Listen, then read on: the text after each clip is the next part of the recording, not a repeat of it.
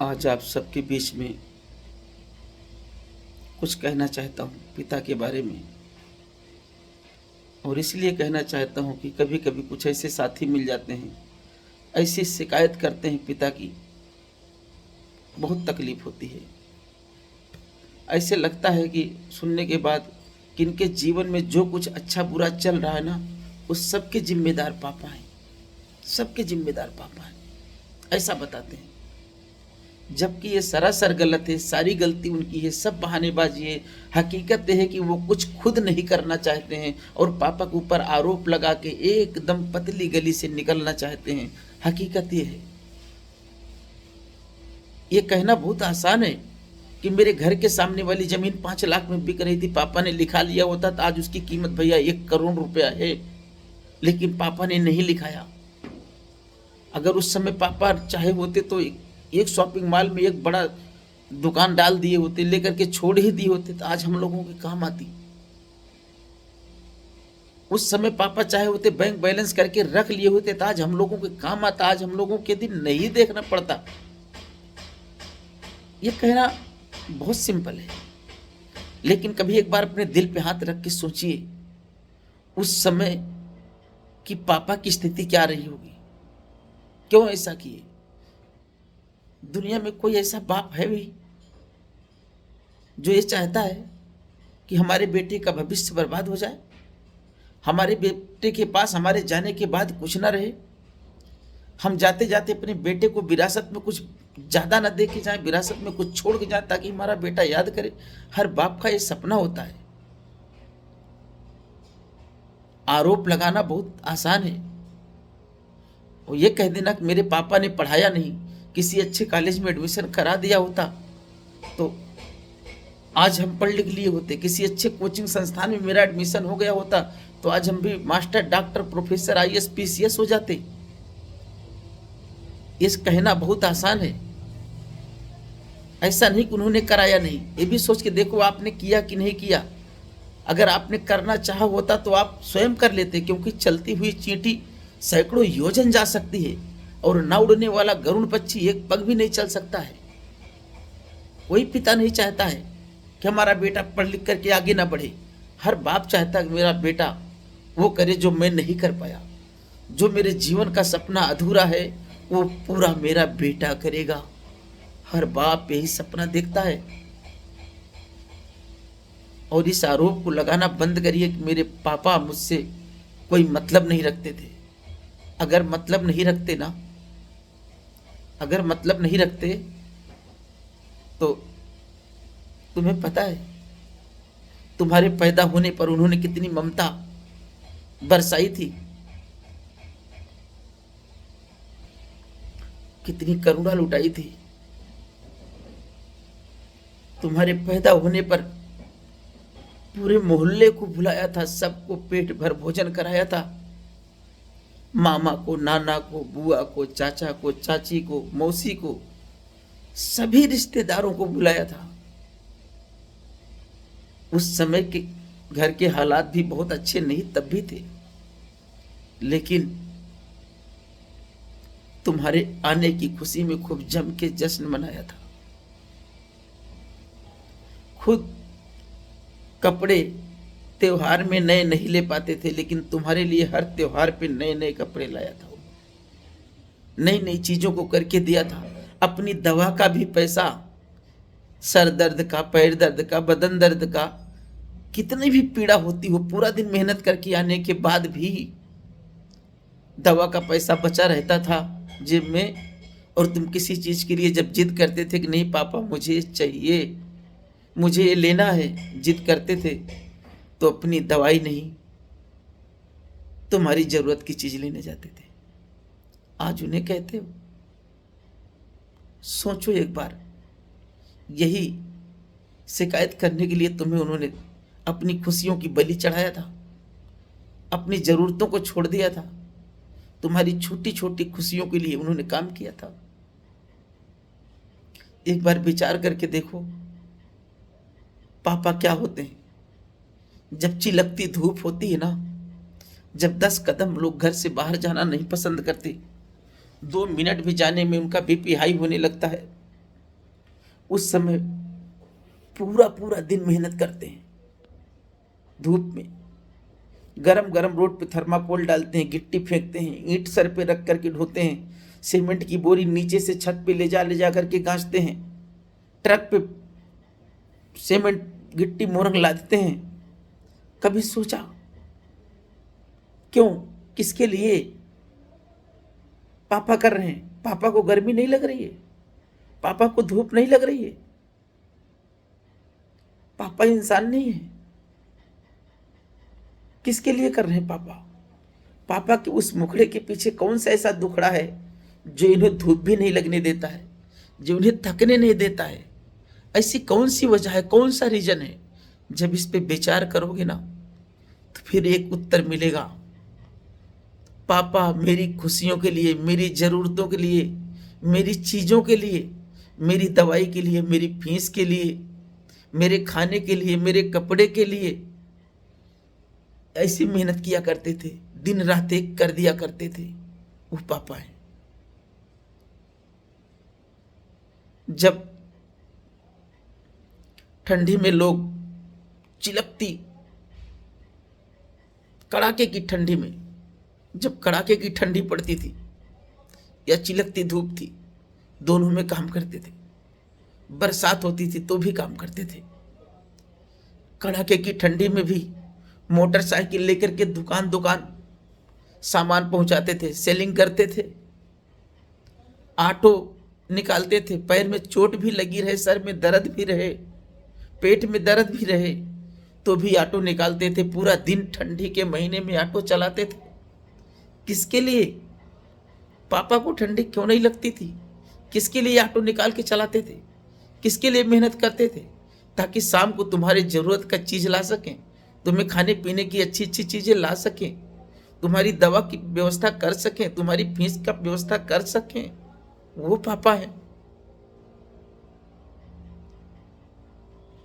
बरसात में जब तुम 2 घंटा भीगने के बाद में तुम्हारी तबीयत खराब हो जाती है, पापा 8-8 घंटे काम करते थे। कभी धूप होती थी, कभी बरसात होती थी, कभी तेज हवा चलती थी, लेकिन पापा न कभी थके और न कभी हारे। क्यों नहीं थके, क्यों नहीं हारे पापा? क्योंकि उन्हें पता था कि अगर काम करना बंद कर देंगे बरसात के डर से, धूप के डर से, ठंडी के डर से, तो मेरे बेटे का सपना अधूरा रह जाएगा, मेरे बेटे की चीजें पूरी नहीं होंगी, मेरी बेटी इंतजार कर रही होगी घर पे, मेरा बेटा इंतजार कर रहा होगा घर पे। जाएंगे तो क्या लेकर के जाएंगे? इसलिए दिल खोल करके मेहनत करते थे। पसीना गिरता रहता था, थक जाते थे, लेकिन रुकते नहीं थे। क्यों नहीं रुकते थे पापा? क्यों नहीं थकते थे पापा? किसके लिए करते थे पापा? सोचो। इसीलिए ताकि तुम किसी के भी सामने बैठ करके पापा की बुराई कर सको, पापा की आलोचना कर सको, पापा में कमियां निकाल सको कि मेरे पापा ये नहीं किए, मेरे पापा वो नहीं किए, पापा ने किया होता तो ये हो जाता। इसीलिए यही दिन देखने के लिए पापा ने किया था। आरोप लगाना बंद करो भाई, मत लगाओ। पापा के लिए तुम्हारी भी कुछ जिम्मेदारी है। पापा जिस स्कूल में पढ़े थे ना, उससे अच्छे स्कूल में तुम्हें पढ़ाना चाहते थे, पढ़ाए भी। जो कपड़ा पहनते थे उससे अच्छा कपड़ा तुम्हारे लिए खरीद के लाते थे, जो खाते थे तुम्हारे लिए उससे अच्छा खरीद के लाते थे खाने के लिए। कभी तुम्हारी फीस के लिए, कभी तुम्हारे ड्रेस के लिए, कभी तुम्हारे लैपटॉप के लिए, कभी तुम्हारी बाइक के लिए पापा ने एक तिनका जुटाया है। कभी लोन लिया है, कभी कर्ज लिया है। कभी सोचो, कभी तुम्हारी जिद के सामने उनको बार बार झुकना पड़ा, अपनी खुशियों की बलि चढ़ानी पड़ी।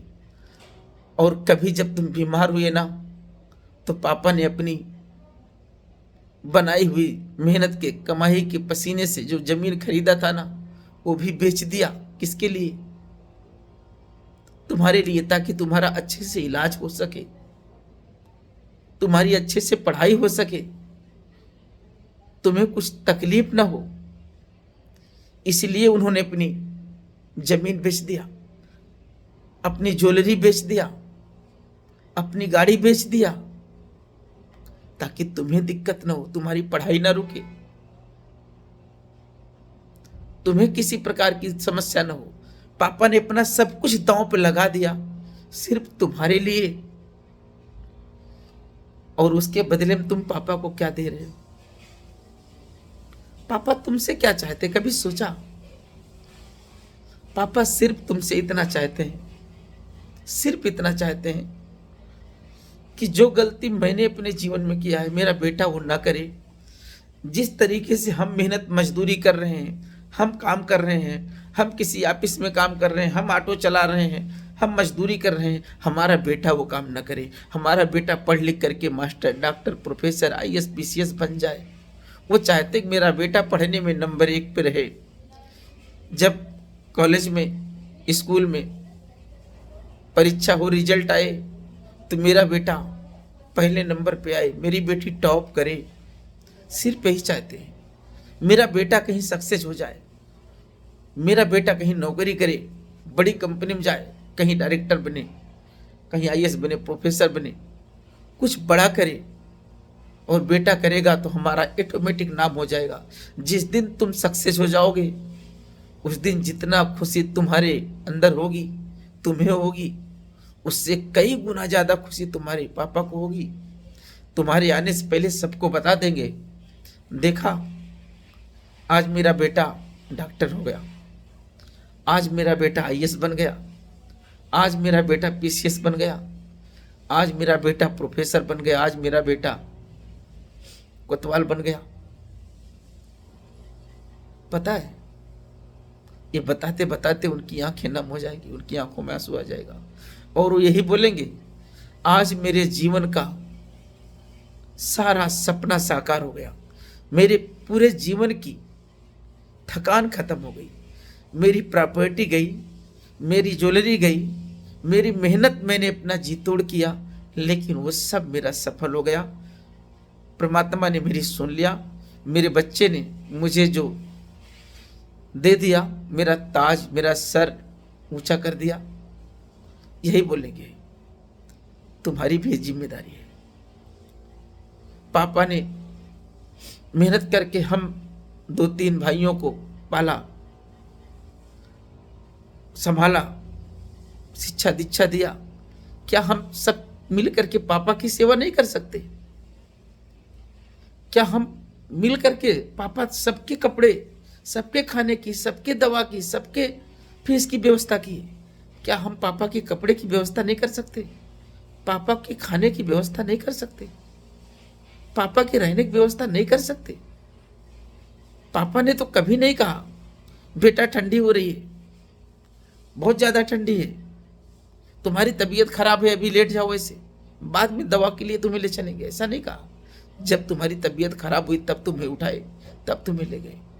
पापा की तबीयत खराब हो जाती है तो तुम दवा हमको आपको नहीं कराना चाहिए, हमारी आपकी जिम्मेदारी नहीं है।